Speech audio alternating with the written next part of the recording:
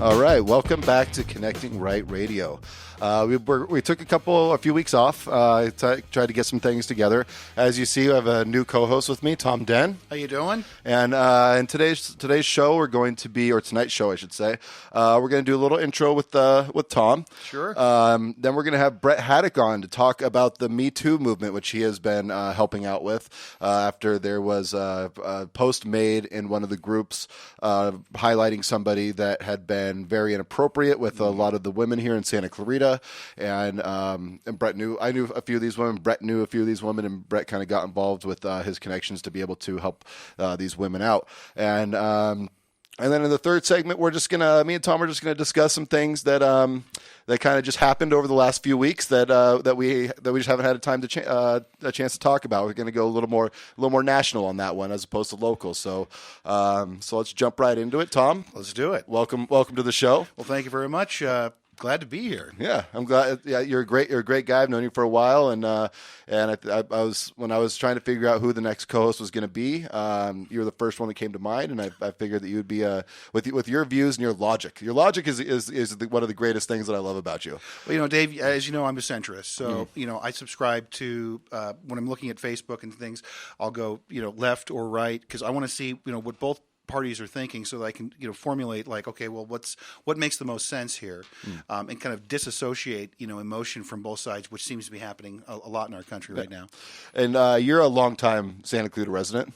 Yeah, I was born in Encino, moved here in 1971. In fact, the first house we had was at Old Orchard Apartments. I'm sure many a Santa Clarita resident has stayed there before, and spent most of my childhood and my formative years, as one might say, here in Santa Clarita. Went to Hart High, went to Placerita Junior High, went to the military for a couple of years, and kind of traveled around a little bit, lived abroad for a little bit, and then about 5 years ago came back here, and this is my hometown. Yeah. And when you were traveling abroad, you spent some time in Japan. I did. Originally, back in my misspent youth, I did a lot of martial arts training. I was very interested in that. I think younger kids at that age, especially, kung fu movies and stuff, is one of the things that draws people to that type of thing. And I got involved with Kendo, which is actually Japanese fencing. It's very similar to French fencing. It has points, and they're trying to make it an Olympic sport. And so I went to southern Japan for the first time to seek out some of these people who might be able to teach me and train me in the sport at the time. And I absolutely fell in love with Japan. It's one of the most beautiful countries. If you haven't been, you definitely have to go. It's not just sushi and ramen.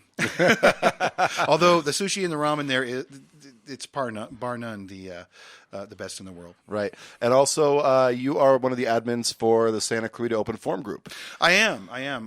For about almost 4.5 years now, and trying to be as neutral as possible, and allow the Open Forum is really about letting everyone express their opinion, even though may not be popular, as long as you do it in a fair and equitable way and respectful way. We tolerate that. Yeah.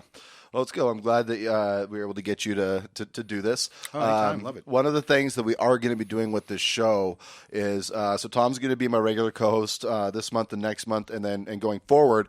But starting in April, I'm going to start having a different co-host for the last Sunday of every month. Oh, that's cool. Yeah. So that way we get kind of different ages, male and female, different viewpoints, just so the things that we're talking about, you can get a different everyone can get a different perspective once a month from the show, as opposed to just hearing what me and you have to say. And we've had some interest so far from some people, so I don't think it's going to be that hard to get guest hosts to be coming on. But I just thought it would be something that would kind of mix it up a little bit with the show and just make it a little more interesting for those last couple of the last show each month. So yeah, and that's the connecting part about connecting right, is to take all different viewpoints and let's discuss them. Yeah. So, well, we are going to take a quick break already, and when we come back, we're going to have Brett Haddock, and we're going to be talking about the Me Too movement Nice. in Santa Clarita. We'll be back shortly. If you'd like to take your business up a notch, take a look at Elite Magazine. Linda and Mo Hafizi, owners of our Valley's two leading magazines, the Magazine of Santa Clarita and Elite. I'm so proud of Elite. It allows your advertisement to stand out. We distribute Elite to 50,000 homes and businesses. You'll find us in 1,900 local hotel rooms. Discover how Elite Magazine can help your business. Call 294-4444. Superior quality is second nature to us. Just ask our advertisers. Money, money, money. Money. You gotta have it. When you need it, what do? If you don't have a rich uncle, call Lending Tree. With us, hundreds of banks compete for your business, so you'll get loans with competitive interest rates, and in some cases, with no closing costs. So here's the deal. If you need money, call us. Do you want to refinance your current loan? Are you 62 or older and interested in a reverse mortgage? Then call Lending Tree now. 800-470-1378. 800-470-1378. We've closed over $250 billion in loans. We know what we're doing and can help you. Call right now for a free quote. 800-470-1378. 800-470-1378. 800-470-1378. That's 800-470-1378. NMLS number 1136. Men, are you feeling tired, stressed, or just don't have the energy you used to? Did you know this could be related to decreased testosterone levels? Luckily, there's a safe, effective solution. Weider Prime helps support healthy testosterone levels with clinically tested key ingredients. Just 2 capsules of Weider Prime each day can help change your mood, energy, focus, body fat, and lean muscle. Feel the way you felt 10, 20, even 30 years ago. Rediscover your Prime with Weider Prime. To find a retailer near you, visit weiderprime.com. That's WEIDER Prime.com.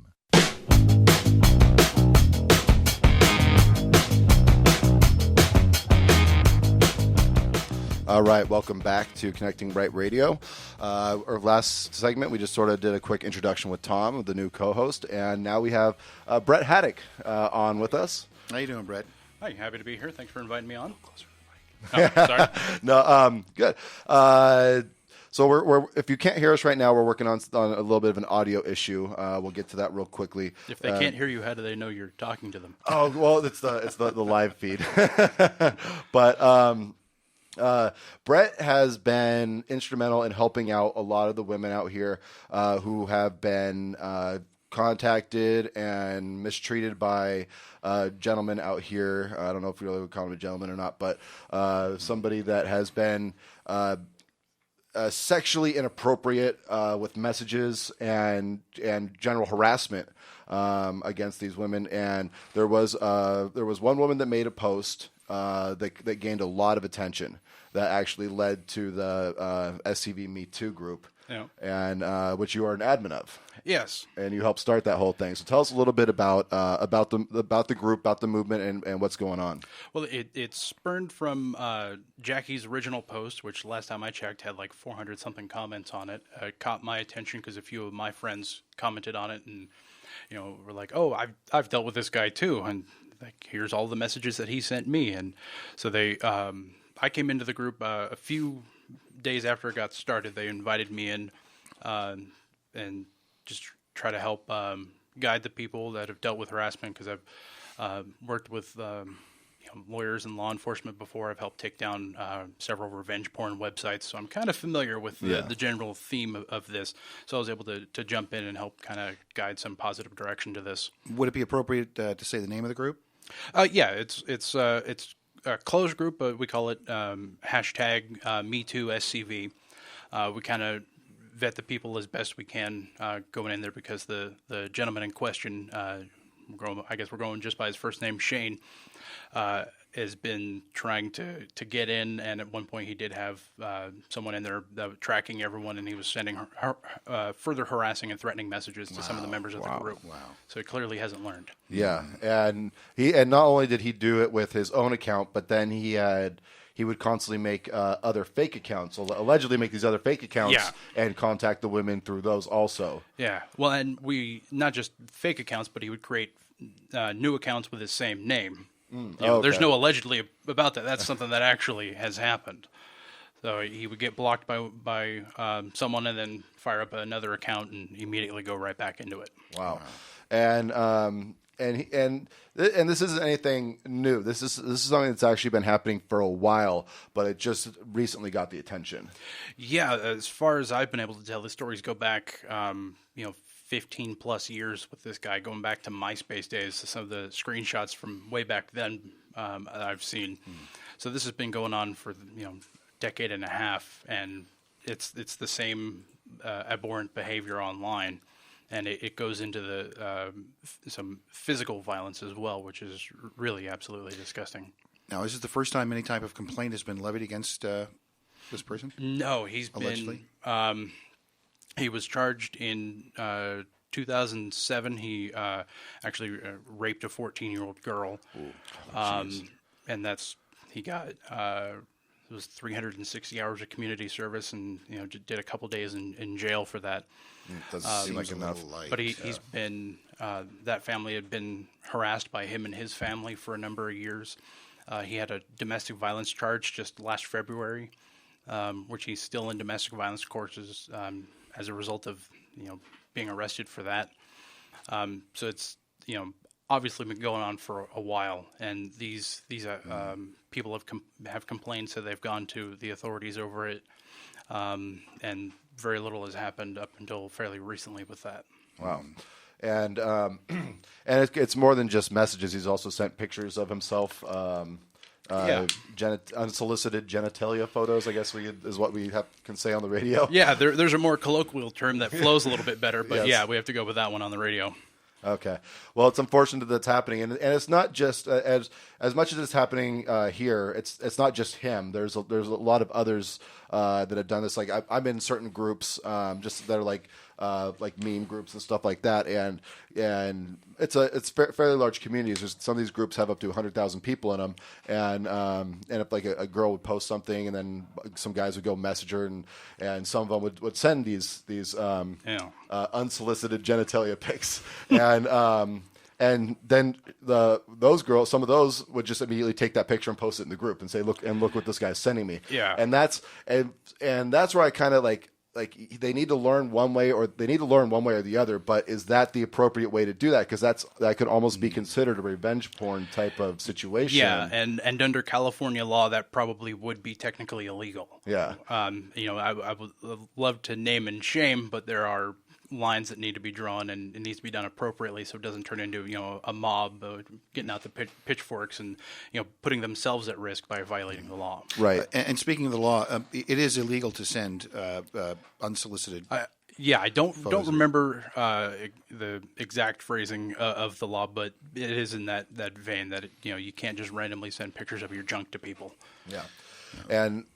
And it's happening. Like I said, it's happening all over the place. It's not just this is far from an isolated incident, and I've thought about it, and I've tried to figure like what can be done to try to help prevent this, and try. I guess the best way to do it is that if it happens to a girl or or to a female, that she should be taking those and reporting it to the proper authorities, right, in some sort of capacity so that this person is punished, and then maybe if there's enough of these happening, then people will realize, hey, this isn't the correct way to approach somebody if you're trying to say hi. There's HI is just as far more acceptable than sending your junk to them. Yeah. Well, I think my question is, Brett, you had mentioned this has been going on for at least a decade. Yeah.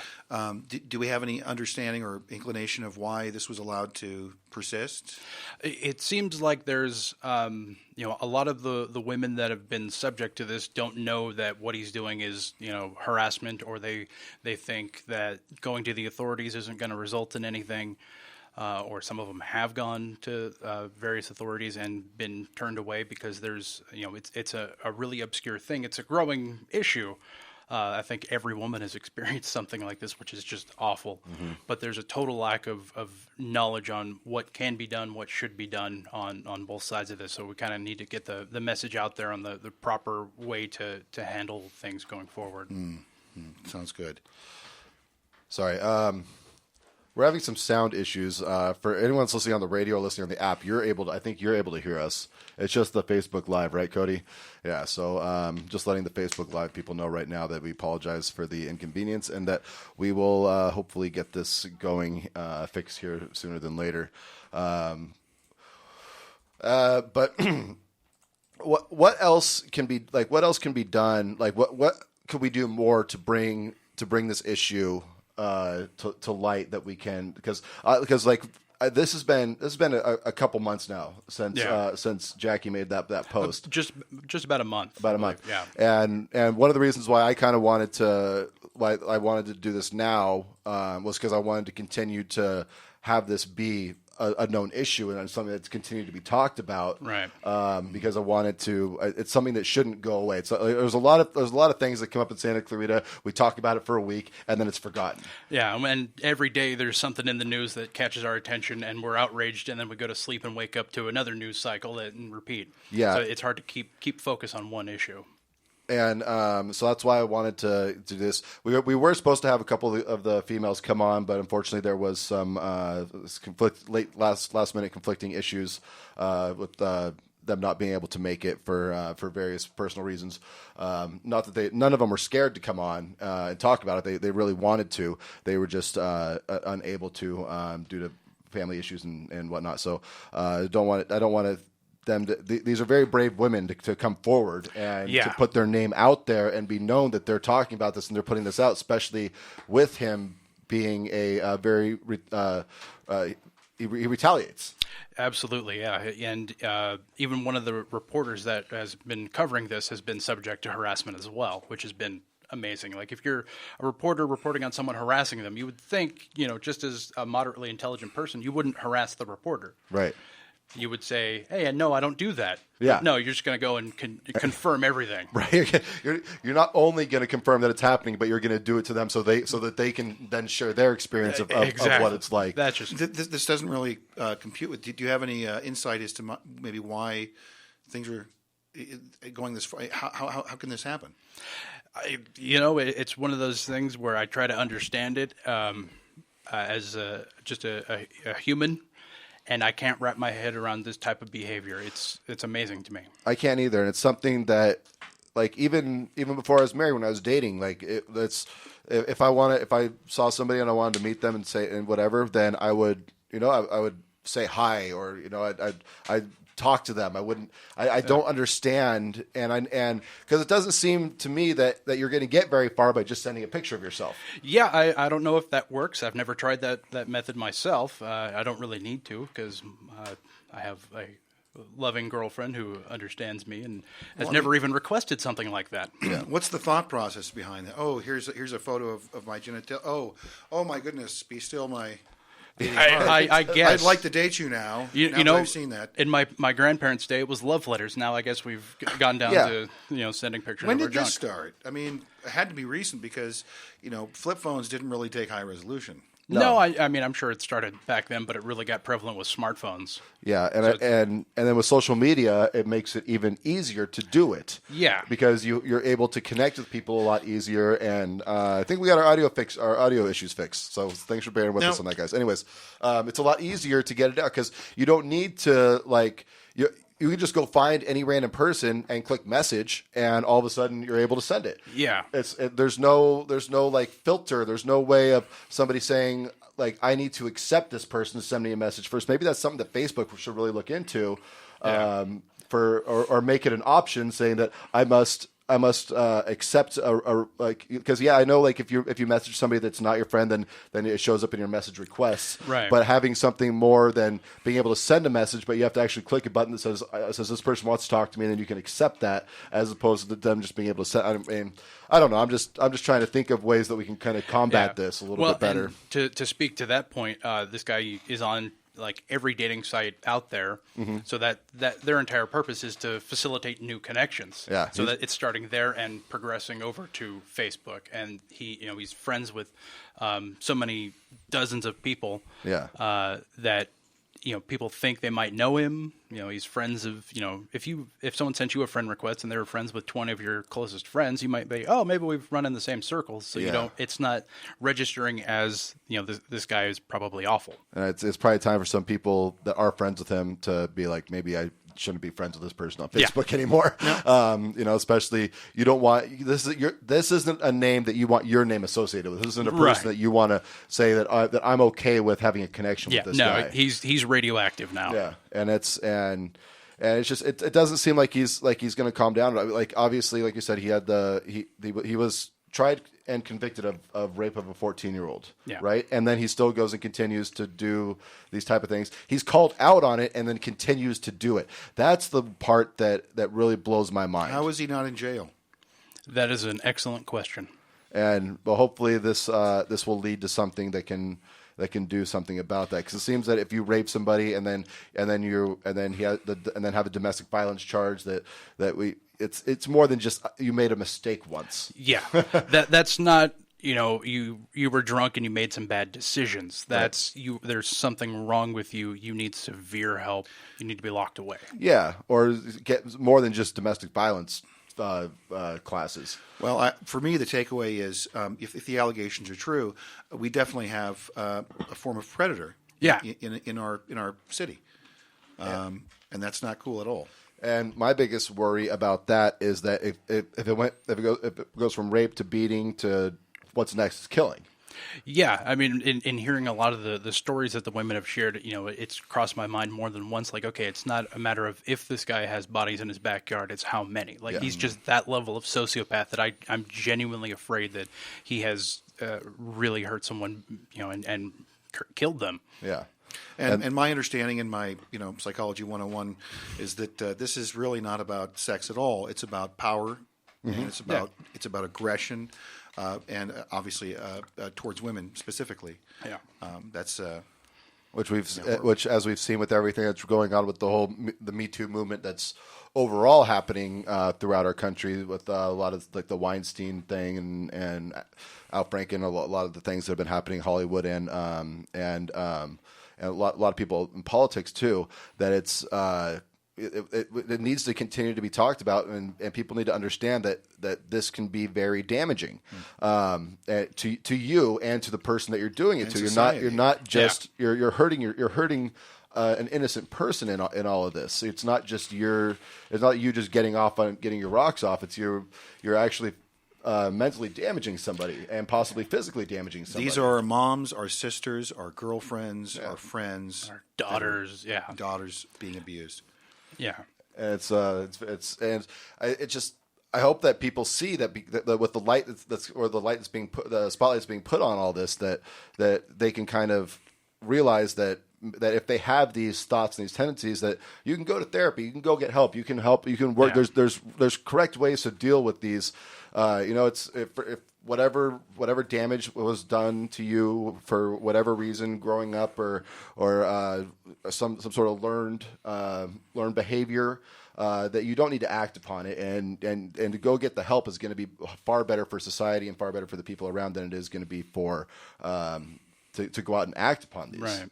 And to have support mechanism for that, because obviously somewhere along the line the system has failed. Yeah, this person. Well, and there's also the community. There's also we need to change as a culture. Like when the whole Me Too thing got started, I was woefully ignorant of all of it, and I was seeing these stories, reading these stories, and I would go to my significant other and be like, oh, "Can you believe this story?" She's like, "Yeah, that's called being a woman. This is why we carry tasers and mace." And I'm like, "Oh, what? Yeah. This is your everyday life?" So it's our job as the male counterponent to this is to make it known that it's absolutely unacceptable for this type of behavior to happen. That onus is on us. Yeah. And definitely, and I think that, and I think that's great that you're doing it. That's kind of like I thought, like, what can I do to help out? Like, well, I can continue to push it on our show, and I'm sure there's more that I can do, and anything that we can do to help out. Like if you do have any other type of meetups, I know you guys did one. And if you have anything else that goes on, let us know. We'll be there just in person to stand with those women, and anything that we can do to help out with using the show to make sure that these women are safe in our city. Anything that we can do, just let us know, and we'll definitely be there for you. So greatly appreciate that. So we're gonna go into our next break. When we come back, me and Tom are gonna discuss some of the stuff that's happened over the past about month. Awesome. The Eagles won the Super Bowl, and a memo was released. That and was a a government great game. shutdown. So so we're gonna have some it's just some fun things to talk about. Just have me and Tom talk, and you get to kind of hear our views on these things. So we'll be back in just a few moments. Thank you again, Brett, for coming on. Really appreciate it. My pleasure. Thank you for having me. And we'll hopefully have you back on in the future for other subjects to talk about. Absolutely. All right. Have a good night. You too. All right.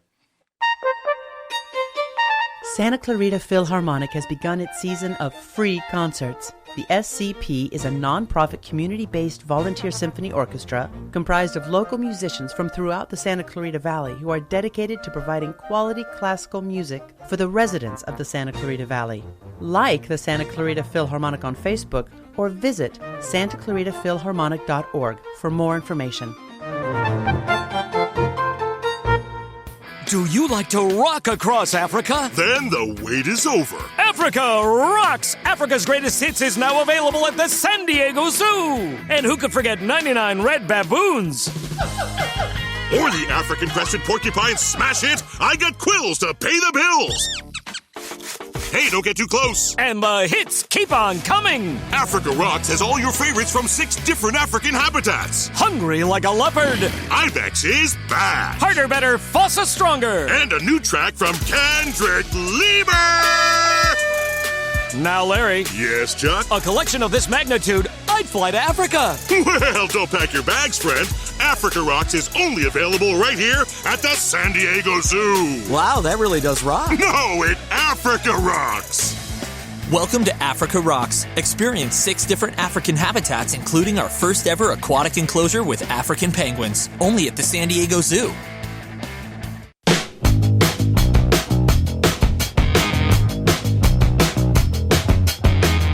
Right, welcome back to the Connecting Right radio show. Am I on? Can you hear me? And we're back. Yeah? Okay. Anyways, we introduced Tom in the first segment. We talked with Brett about the Me Too movement, Brett Haddock about the Me Too movement in the second segment. And now me and Tom are just gonna talk. We're gonna have a little bit of fun with this one because we did take the 3 weeks off. KHTS, which is now on 98.1 FM. Nice. So now it's the AM station. You know, when I listen to it every once in a while, it was a little scratchy, a little tough to hear sometimes. The 98.1 is crystal clear. It's awesome. I'm very happy that they were able to do this for the station, and obviously it helps us out with our show also. Even though Facebook Live is our main source of viewership, but we're just glad to have listenership on AM and on FM. Also, the app always is available too. But so let's jump into. What are we going to talk about today? Yes. First off, a lot of people, a lot of conservatives were boycotting the NFL. I know that a lot did not watch the Super Bowl, but the Super Bowl numbers were not heard at all. The Super Bowl numbers were fine, whereas a lot of the games, the regular games, they were down. A lot of the playoff games were down. The Super Bowl, I think people just watch that just because it's the Super Bowl. It's a very big spectacle. It's fun. And actually, we had a really good game this year. I enjoyed it. Yeah, except for the 30 seconds of dead air. Yeah, but it was my business partner is a huge Patriots fan, so I hate rooting against them. But I also it's so just easy don't to hate on the Patriots, isn't it? Yeah, and I'm just not a Patriots fan. Because they're too good. Well, I didn't feel that, like, I got mad that Tom Brady was given the MVP. I didn't feel that he deserved it. I felt that his team kept him up a lot, and it wasn't a him type thing. I think there was plenty of other people that were more deserving of it, Todd Gurley and Antonio Brown. I think it's time to get away from a quarterback always getting the MVP. Right. There's other great players out there in different positions with different skill sets that should be able to get this award. So, but I mean, over 70 points scored in a Super Bowl. You never see a defensive linebacker getting MVP. No. Super Bowl MVP once. Okay. And he was actually a Patriot. But Why am I not surprised? Right. But so it's I've always enjoyed football. It was a little rough to watch some of the players kneel during the season. Me being a big fan of America and a big fan of patriotism, and I think that there's other. I felt it was kind of a lazy protest. I felt that there was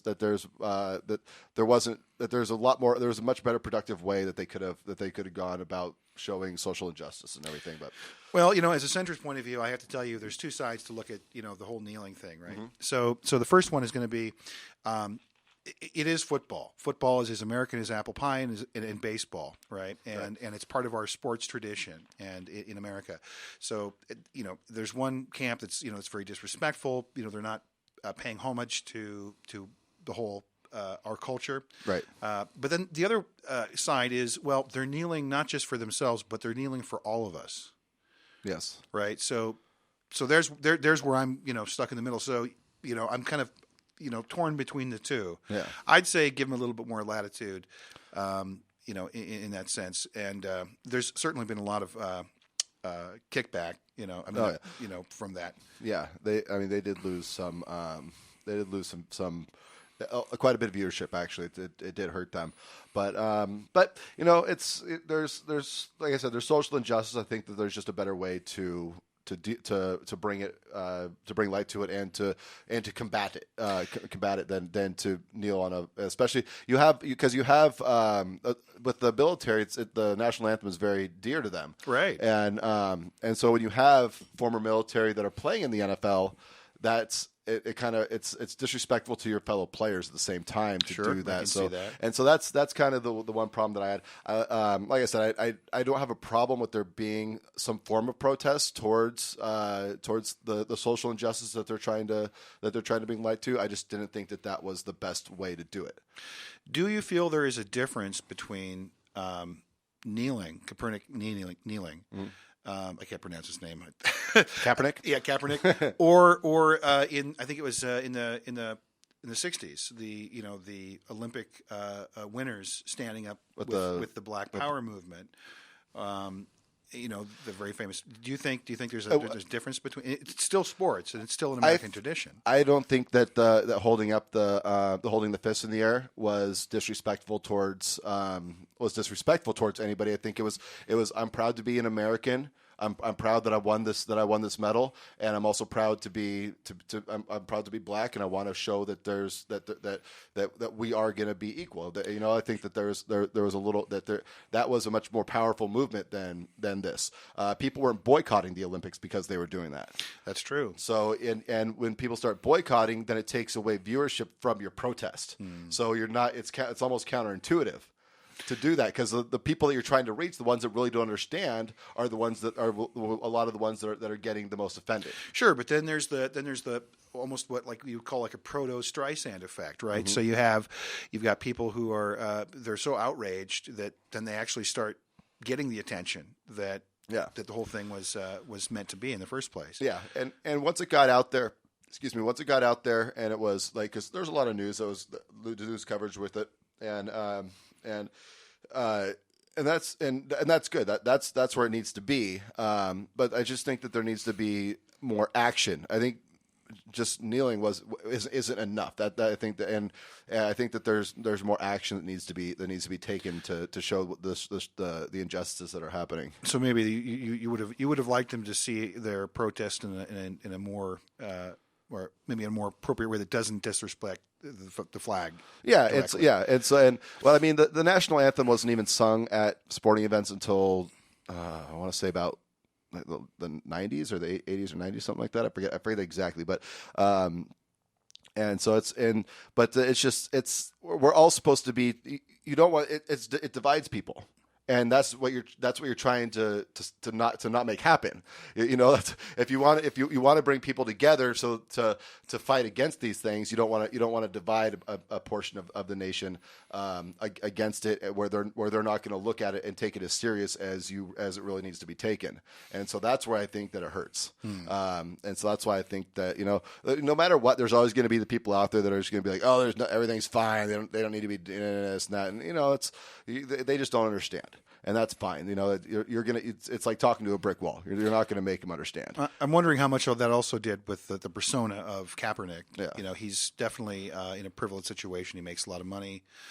He's not, you know, from what I've seen, not exactly struggling. Yeah, you know, they just got a $1 million book deal a little while ago too. So I mean, so that could have played. That doesn't take away from the message. No, but I mean, you know, in terms of people paying attention, right, to that, the message. So other things that happened was the FISA Memo.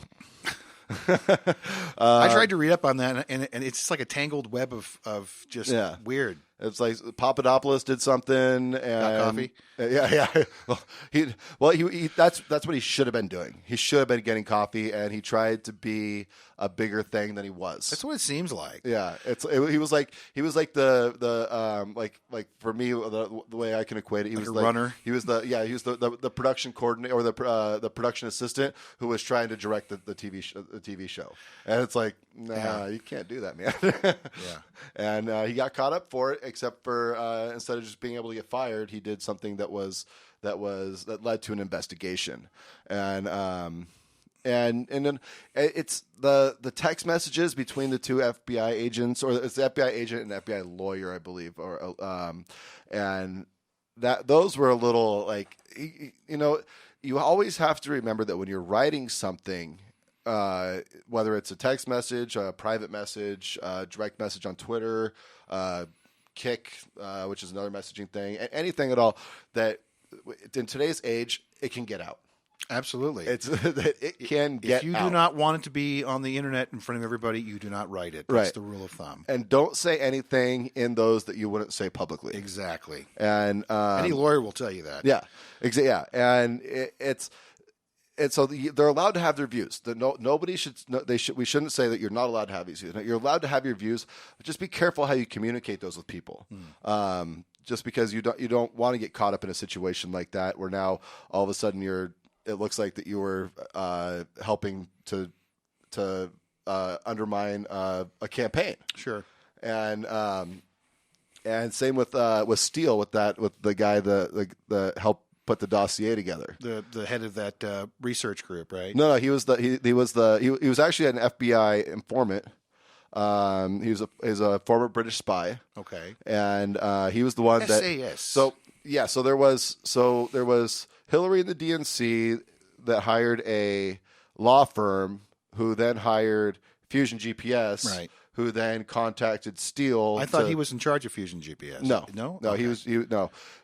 He was just brought in as to do this, and then again he had a message out which showed that he said, I need to do everything. Like, it was, these aren't his exact words, but it basically came down to, I need to do everything that I can do to stop Trump from winning.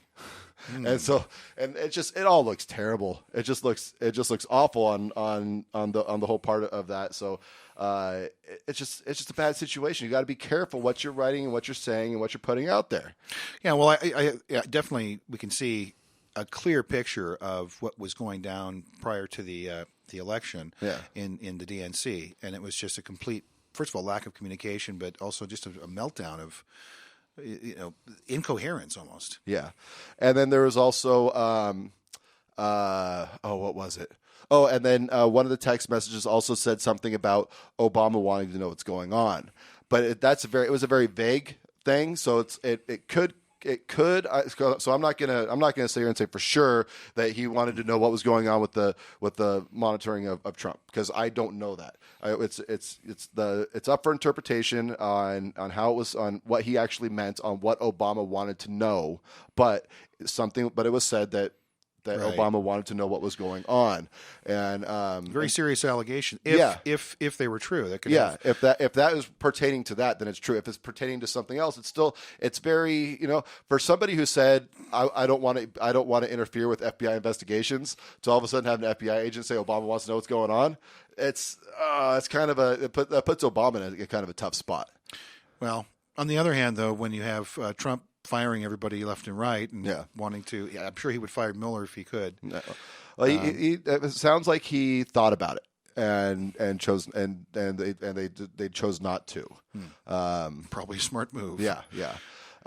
So that was, but then So it's that whole memo, and then the DNC saying, or a bunch of the Dems saying that you can't put this out; it's going to endanger national security. And there's nothing in there that damaged national security, or that could have damaged national security. There's nothing that was redacted.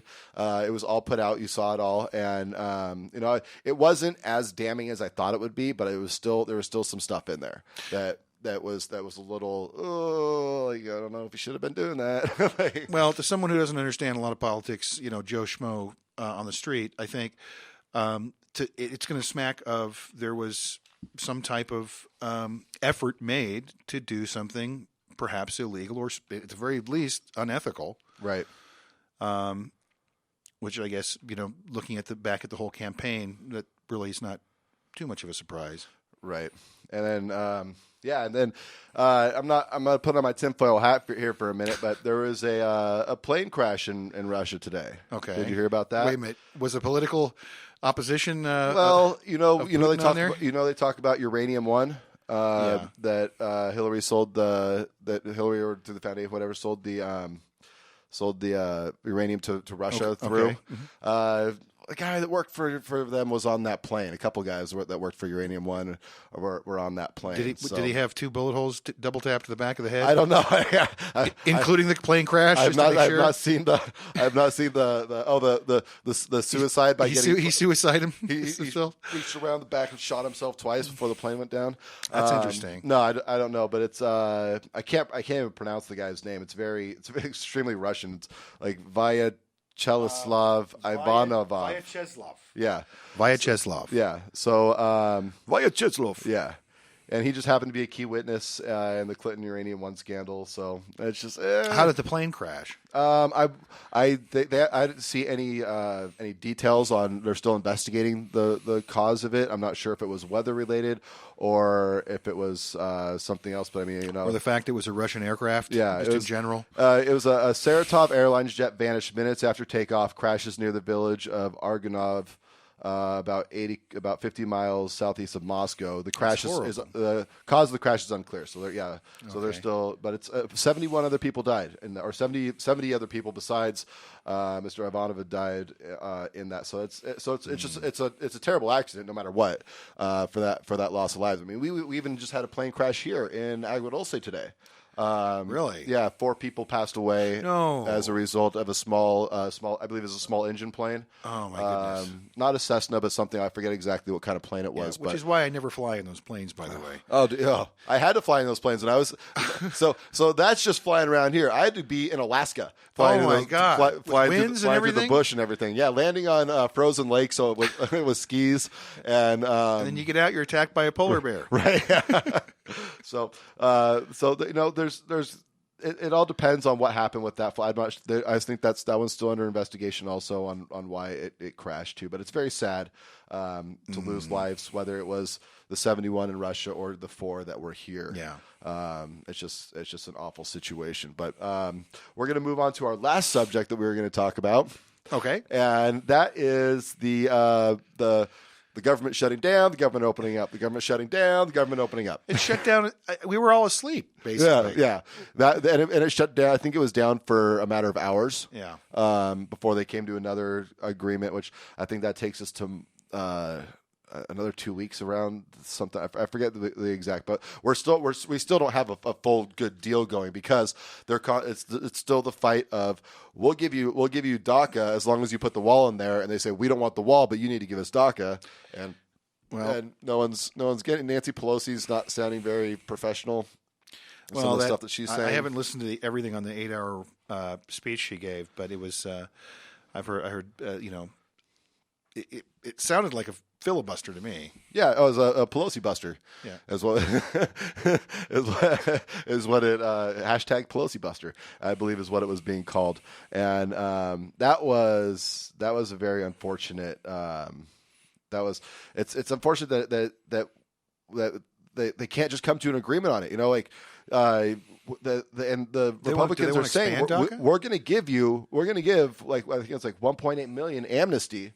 But we just want to build our wall for more safety. What really bugs me is when you say like we want to build the wall. It's portions of the wall, right? Because there's already a part of a wall that's down there.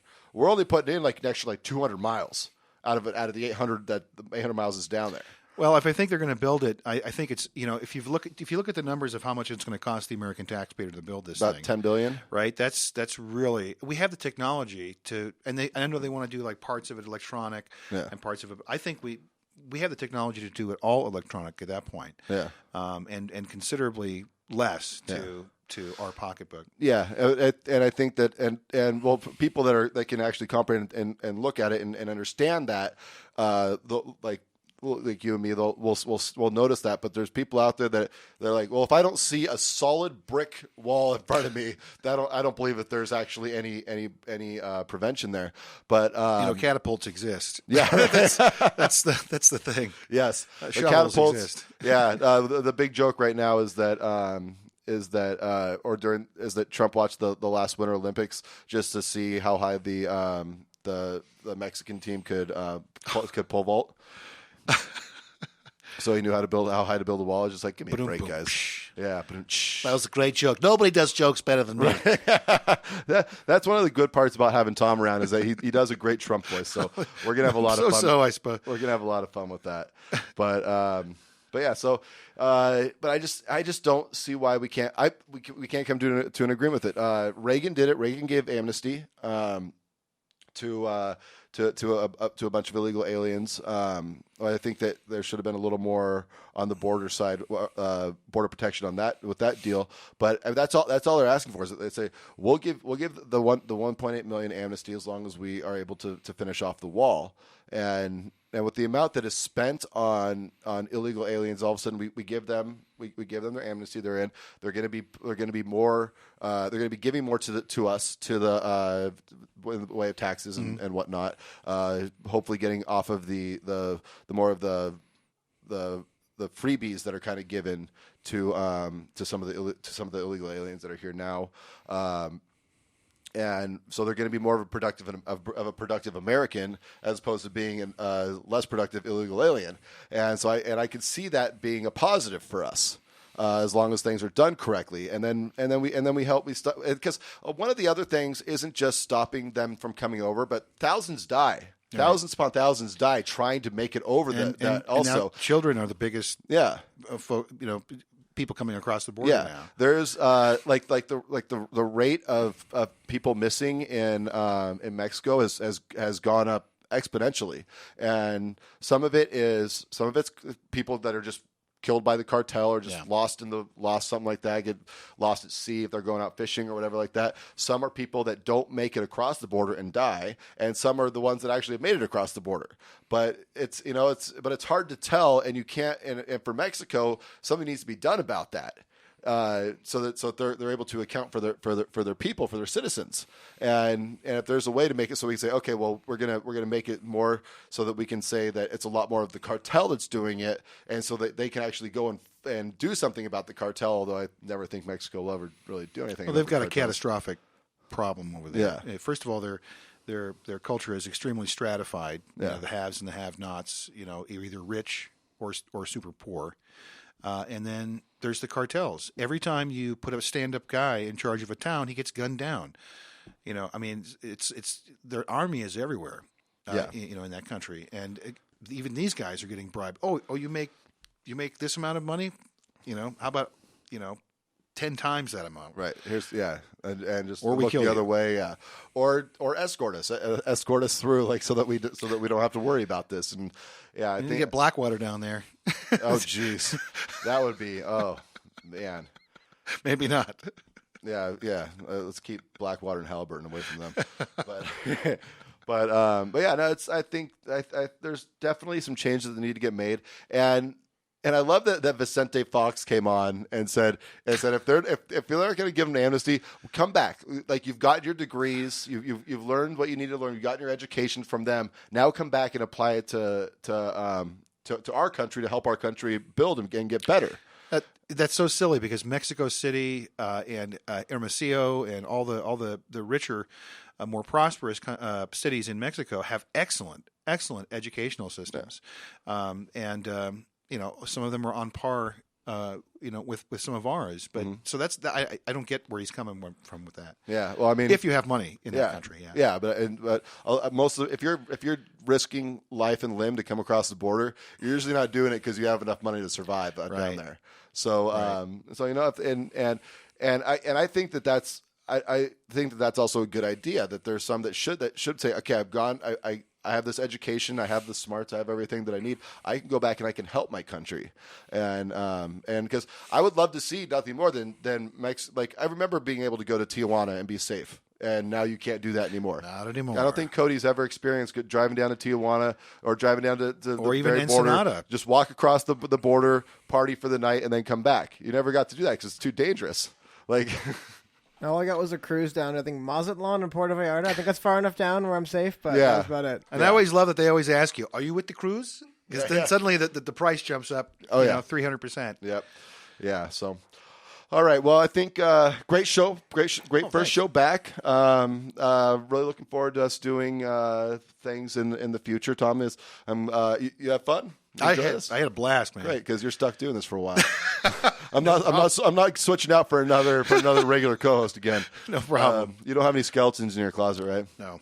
Because the first thing that right now that's what the Dems are doing is that they're the ones that outed that tried to unfairly. I want to make a big deal about that. It was unfairly kind of got Matt pushed out. That I don't want that to be happening to you too. I still think that it's very. It's just awful. It's a terrible thing because you go and you find and you talk about something that you don't have the full story on, and you push it out there. And Matt has a family; he's got kids. All of a sudden, the kids have to hear about it from school and stuff like that. It's like they're not just you're not hurting me, and that's what they really want to do. But you're hurting a friend of mine, a very good friend of mine, and it could possibly be hurting his family. So I just think that it's absolutely irresponsible, and it was a very very shameful move to do that to him. We miss him dearly. I really did enjoy that first show that we did together. So unfortunately, he felt that he needed to move on for personal reasons, which I kind of just talked about anyways. So it's. But I'm glad to have you here. It's I think you have a great voice for radio too. Well, I really enjoyed the show with Matt, I have to say, and I'll do my best to try and live up to Phil's shoes. All right. Sean's shoes are a lot smaller. So, but no, Sean, we miss Sean too. Sean always brought great. He always brings great energy. Yeah. So, and anyways, that's going to be it for tonight. We'll be back next week with some more fun awesomeness, local and national stuff to talk about. We'll see. I'm waiting to hear back if we're going to have the guest that I want to get on yet or not, so I'm not going to announce it yet just in case. But we'll be back next Sunday, and we won't have the audio issues this time. So that wasn't me trying to be a jerk to you, Cody. I was just saying. But anyways, have a good night, guys, and we will see you next week. Night, everybody.